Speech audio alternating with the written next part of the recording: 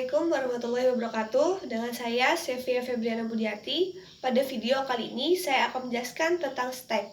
Apa itu stack? Stack disebut juga sebagai tumpukan. Stack merupakan sebuah koleksi objek yang menggunakan prinsip LIFO, last in, first out, yang artinya data yang terakhir kali diinputkan, maka data itulah yang pertama kali akan keluar. Dalam stack terdapat dua operasi dasar. Pertama ada push, yaitu memasukkan data ke dalam tumpukan, dan yang kedua ada pop, menghapus data pada tumpukan. Untuk lebih memahaminya, mari simak ilustrasi berikut.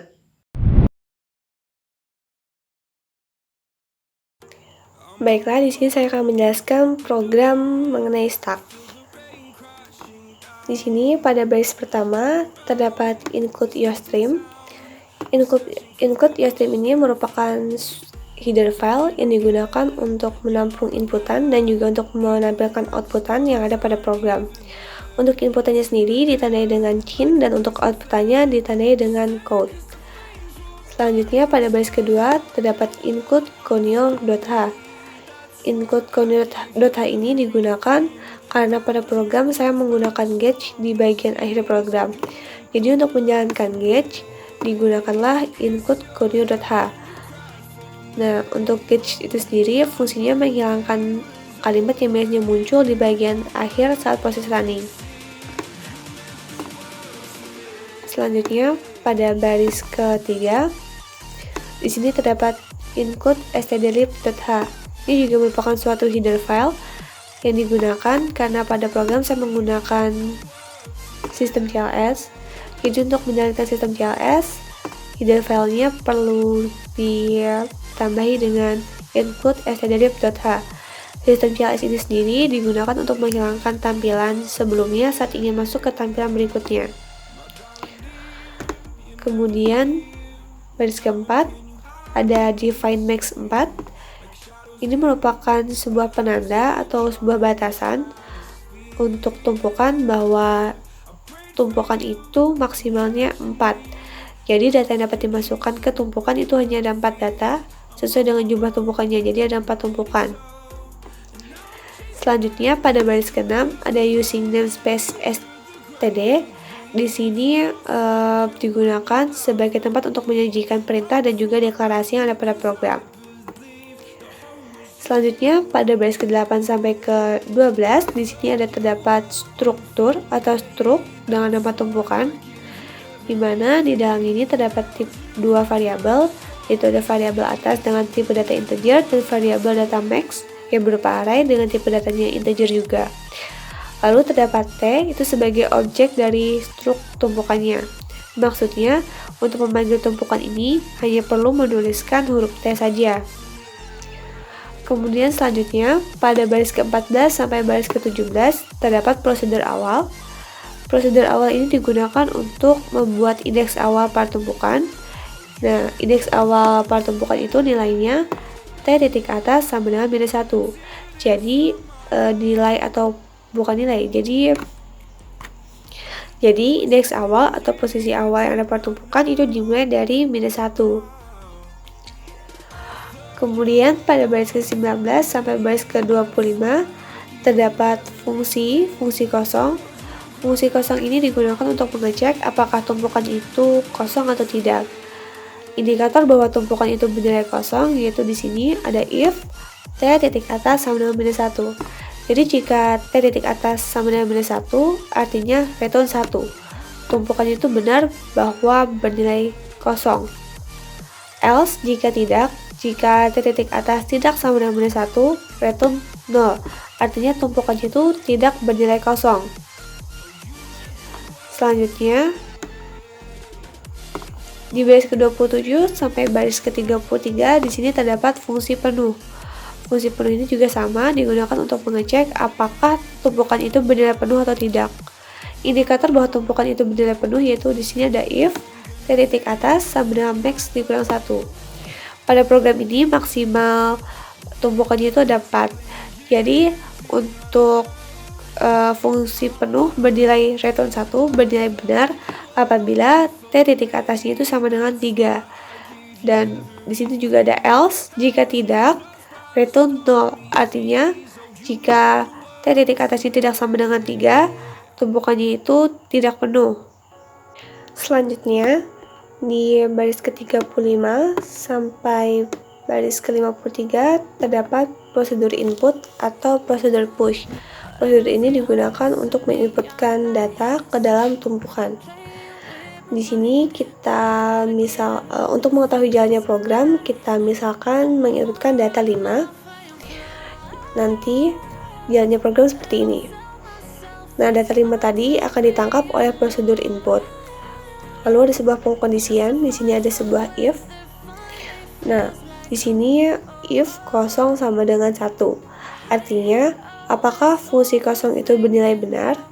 Jawabannya iya, karena di dalam tumpukan ini T titik atasnya masih sama dengan -1, belum ada data yang kita inputkan. Kemudian akan jalan program dari T atas plus ini. Nah, di sini artinya T atas sama dengan T atas ditambah 1. Jadi T atasnya -1 ditambah 1. Jadi sekarang T atasnya itu sama dengan 0. Lalu di sini untuk datanya, memasukkan datanya, T titik data, T titik atas sama dengan data. T titik data, T titik atasnya tadi 0. Jadi untuk data yang T titik atasnya 0, kita misalnya masukkan ada angka 5. Misalnya kita masukkan angka 5. Jadi T titik data 0 itu sama dengan 5. Lalu akan muncul outputannya data awal 5 masuk ke stack. Kemudian misalnya lagi kita masukkan atau menginputkan data 6. Misalnya nilai datanya 6. Sekarang kita perlu ingat bahwa T titik atasnya tidak lagi -1 tapi 0 dan nilainya itu 5. Lalu akan berjalan program ini else if penuh sama dengan 0. Artinya apakah fungsi penuh itu bernilai salah?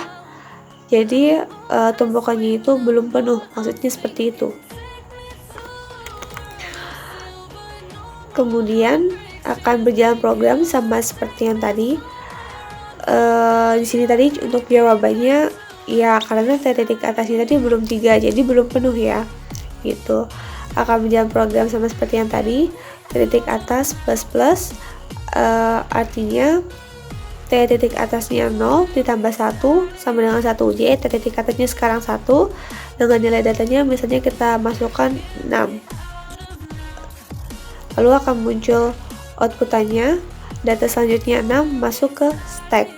Begitu seterusnya sampai nanti kita masukkan T titik sampai di tumpukannya tadi T titik atasnya sama dengan 3. Kita masukkan aja terus sampai dia penuh. Lalu misalnya dia sudah penuh, nanti akan ada else. Di sini akan muncul tumpukan penuh. Jika kita tetap menginputkan walaupun T titik atasnya sama dengan 3, walaupun sudah 4 data dimasukkan, tetap kita coba untuk menginputkan, nanti akan muncul outputannya tumpukan penuh. Lalu selanjutnya di baris ke 55 sampai 66 terdapat prosedur hapus atau prosedur pop. Nah, prosedur ini digunakan untuk menghapus tumpukan yang paling atas. Jadi data yang terakhir kali kita inputkan. Nah, di prosedur ini yang dapat dihapus itulah adalah tumpukan yang tidak kosong. Jadi di sini ada kondisian if kosong sama dengan 0. Apakah fungsi kosong itu bernilai salah? Lalu akan berjalan program ini. Data yang terambil adalah data yang paling atas. Misalnya tadi kita terus menginputkan data dan kita inputkan datanya sampai T titik atasnya itu 3. Misalnya aja nilainya 2. Jadi T titik 3 nilainya 2. Maka nanti nilai data 2 itulah yang akan terhapus. Jadi untuk T titik atas sekarang tidak lagi T titik 3 tapi sudah T titik 2 gitu. Nah, kemudian else jika tidak, artinya jika fungsi kosongnya itu bernilai benar, artinya tumpukannya itu memang kosong, maka akan berjalan program, akan berjalan output data kosong, akan muncul output itu. Lanjut lagi dari baris 68 sampai baris 80, di sini terdapat prosedur tampil. Prosedur tampil ini digunakan untuk menampilkan data yang telah kita inputkan ke dalam tumpukan. Jadi di sini dia menampilkan semua data yang ada pada tumpukan. Ada sebuah pengkondisian lagi di sini, if kosong sama dengan 0.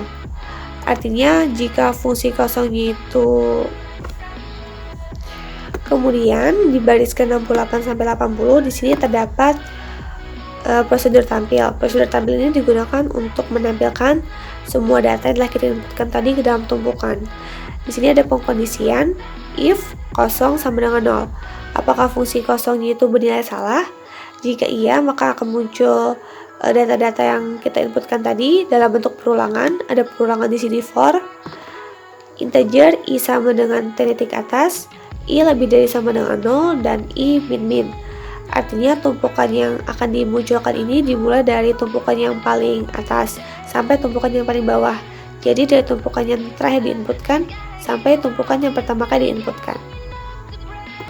Diawali dengan in mind, nanti awal masuknya di sini ada dua variabel. Di sini ada pil sama data dengan tipe data integer. Di sini pil digunakan untuk menampung inputan pilihan aksi yang akan dilakukan ke tumpukan, sedangkan data digunakan untuk menampung nilai data yang akan dimasukkan pada tumpukan. Lalu di sini ada prosedur awal. Di sini berjalan prosedur awal yang membuat tumpukan itu indeks awalnya -1. Lalu ada perulangan do while di sini. Lalu ada sistem CLS yang membuat tampilan sebelumnya itu hilang dan untuk masuk ke tampilan berikutnya. Kemudian di sini ada beberapa pilihan aksi yang dapat dilakukan ke tumpukan. Nomor satunya ada input atau push, duanya ada hapus atau pop, tiganya ada tampil, empatnya bersihkan, dan limanya keluar. Nah, untuk memilih pilihan tersebut itu ditampung dalam variabel pil. Kemudian untuk switch pilihan pilnya, apabila memilih K1, maka memilih input atau push akan muncul outputan masukkan data. Nanti datanya itu akan ditampung di dalam variabel data. Jadi nanti akan berjalan prosedur input atau data. Jika memilih 1, lalu ada switch untuk pilihannya. K1 artinya memilih nomor 1 yaitu input atau push. Nanti akan muncul outputan masukkan data, dan nanti kita masukkan nilai datanya yang ditampung dalam variabel data. Lalu akan berjalan prosedur input data. Kemudian ada case 2, memilih nomor 2 artinya memilih hapus atau pop, maka akan berjalan prosedur hapus. Lalu ada case 3, artinya memilih nomor 3 itu tampil, maka akan berjalan pula prosedur tampil. Lalu ada case 4, memilih bersih, kemudian akan dijalankan di sini prosedur bersih. Lalu untuk memilih case 5, memilih nomor 5 yaitu keluar, artinya keluar dari program, maka akan muncul outputan terima kasih dan tekan enter untuk keluar. Seperti itu. Nah, jadi itu penjelasan mengenai program stack. Sekarang kita coba untuk meraninkannya.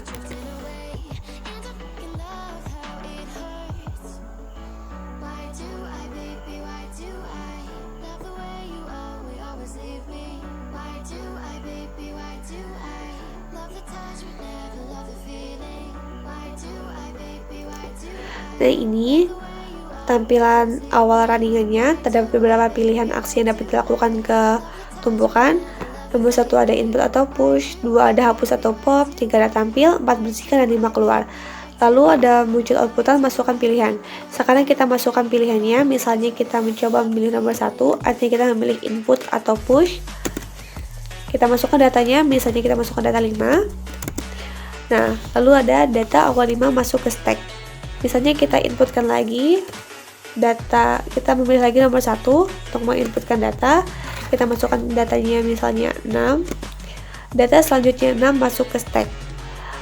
kita pilih nomor 1 lagi, kita inputkan data misalnya 9. Data selanjutnya 9 masuk ke stack.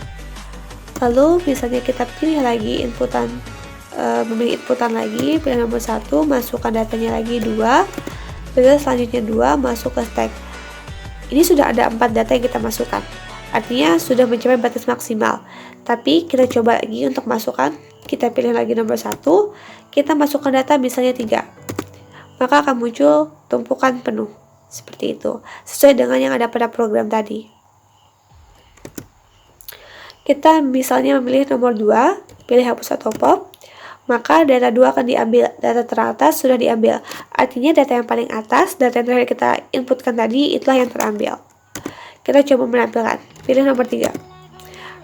Nah, untuk data paling atas, tadi T.3-nya, untuk nilai datanya 2, telah terhapus. Kemudian untuk tampilan tumpukannya juga dimulai dari tumpukan yang paling atas sampai tumpukan yang paling bawah. Kita pilih nomor 4, bersihkan tumpukan kosong. Artinya kita membersihkan tumpukan, tidak ada lagi data-datanya. Kita pilih 5, terima kasih, tekan enter untuk keluar.